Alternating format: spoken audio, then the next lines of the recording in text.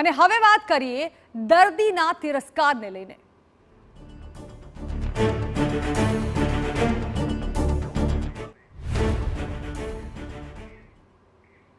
દર્દ ગમે તેટલું કઠિન હોય પરંતુ એક દર્દી માટે આશ્વાસન હોય કે હોસ્પિટલ જઈશું એટલે સારવાર મળશે અને રાહત થશે, પરંતુ જ્યારે હોસ્પિટલ જ દર્દીને તરછોડી દે તો દર્દી ક્યાં જાય?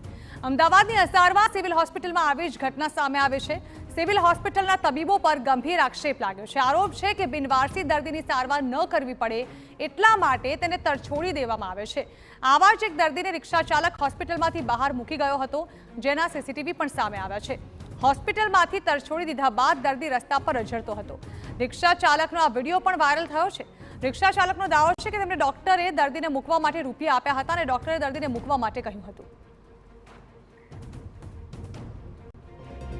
એ ડૉક્ટર હતો, બરાબર।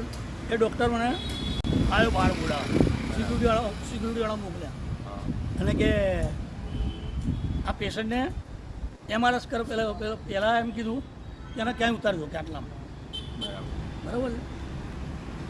કેમ ઉતારવાનું કીધું? કેમ ઉતારવાનું કીધું?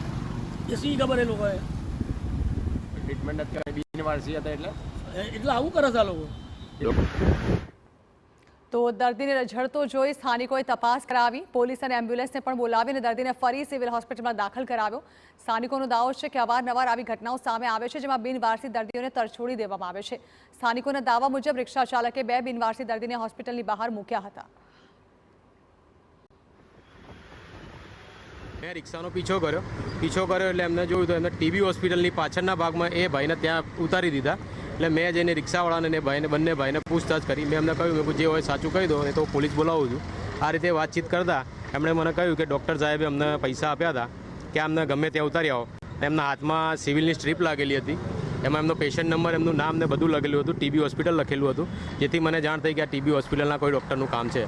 આમાં ઘણીવાર અમદાવાદ સિવિલ અને હંસ પ્રતાપની આજુબાજુમાં ઘણી વખતે પેશન્ટો આ રીતે ફેંકી દેવામાં આવે છે।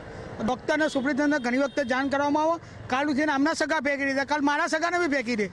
આવા ડૉક્ટર આવું કહે છે, ડૉક્ટર એમને 500,000 રૂપિયા રિક્ષાનું ભાડું આપીને આવા કુત્તે રાતે 4 થી 5 વાગે આવું કરવામાં આવે છે। ત્યાં તો ગમે તેને કરી શકે, કાલ ઉઠીને મારા પરિવારને કરી શકે, કાલ તમારા પરિવારને બી કરી શકે। એટલે ડૉક્ટર ઉપર કડકમાં કડક પગલાં લેવા જોઈએ કે આવું બીજા જોડે થઈ ના શકે। તો સામાન્ય અને ગરીબ દર્દીઓ માટે સિવિલ હોસ્પિટલ આશીર્વાદ સમાન હોય છે, કારણ કે મોંઘી સારવાર અહીં દર્દીને મફતમાં મળે, પરંતુ આવી સરકારી હોસ્પિટલમાં જ નિર્ધાર દર્દીની સારવારમાં આવી ઉપેક્ષા સામે આવે ત્યારે હોસ્પિટલ તંત્ર સામે પણ સવાલ ઊભા થાય છે। બિનવારસી દર્દીની સારવારમાં ઉપેક્ષા કેમ રાખવામાં આવી? કેમ દર્દીને હોસ્પિટલમાંથી તરછોડી દેવાયા? એ પણ સવાલ છે કે શું ખુદ ડોક્ટર જ દર્દીને તરછોડી રહ્યા છે? શું હોસ્પિટલ તંત્ર આ ઘટનાથી અજાણ છે? સરકારી હોસ્પિટલમાં ઉપેક્ષા થાય તો દર્દી ક્યાં જાય? આ તમામ સવાલોના ઘેરામાં સિવિલ હોસ્પિટલ તંત્ર ઊભું છે। તો સમગ્ર મામલે સિવિલ હોસ્પિટલના સુપ્રિન્ટેન્ડન્ટે કહ્યું કે આ બંને દર્દીઓ હોસ્પિટલમાં આવ્યા બાદ તેમની સારવાર ચાલતી હતી અને ત્યારબાદ ફરજ પર રહેલા ડોક્ટર્સના દાવા મુજબ એક દર્દી કહ્યા વગર નીકળી ગયો હતો। હાલ બંને દર્દી ફરી સિવિલ હોસ્પિટલમાં દાખલ છે। સાથે તેમણે કહ્યું કે જો દર્દીને હોસ્પિટલમાંથી કાઢી મુકાયા હશે તો જે તે વિભાગના જવાબદાર એચઓડી સામે કાર્યવાહી થશે। સિવિલ સુપ્રિન્ટેન્ડન્ટે રઝળતા દર્દીના વાયરલ વિડીયોને લઈને ગંભીર ઘટના ગણાવી છે અને તપાસ બાદ કાર્યવાહીની પણ ખાતરી આપી છે। જે ઓન ડ્યુટી ડૉક્ટર છે એમના કહેવા પ્રમાણે કે જે પહેલું પેશન્ટ છે એ લગભગ 4 કલાકની આસપાસ, જે 9 વાગે દાખલ થયું એ લગભગ 1:30-2 વાગ્યાની આસપાસ, અને જે બીજું પેશન્ટ છે જે 1:45 વાગે રાત્રે દાખલ થયું એ અંદાજિત 3 વાગ્યાની આસપાસ એમના બેડ ઉપર હતું નહીં।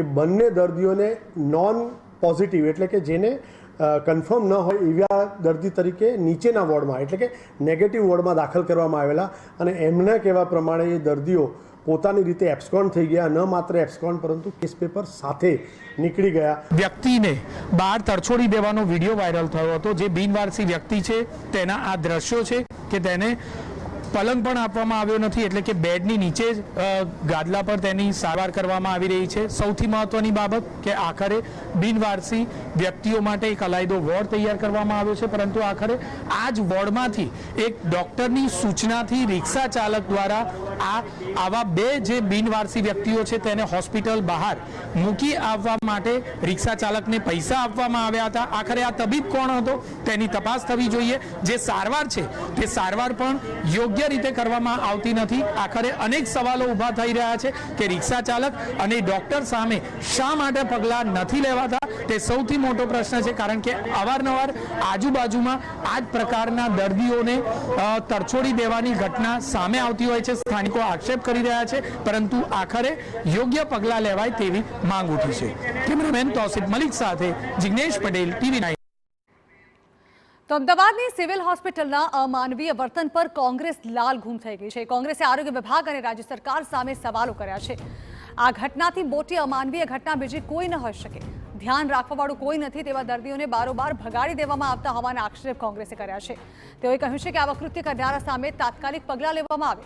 આ ઘટના ભાજપ સરકારનો અમાનવીય ચહેરો જે છે તે ઉજાગર કરે છે તેવા આક્ષેપ મનીષ દોશીએ કર્યા.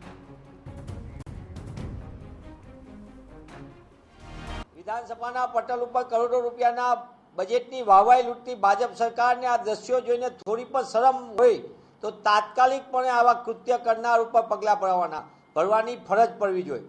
ભૂતકાળની અંદર અનેક વખત આવા કૃત્યો થયા છે કે ક્યારેક દર્દીના સગાવાલા સાથે ખરાબ વર્તન કરવામાં આવે, દર્દીઓ સાથે એમને પૂરતી સારવાર ન આપવામાં આવે, એમને રવાના કરી દેવામાં આવે.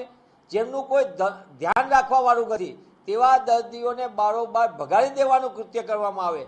આ બધી વાત દેખાડે છે કે રાજ્યને આરોગ્ય તંત્રને કેટલી હદે વ્યવસ્થામાં ખામી સર્જાય છે.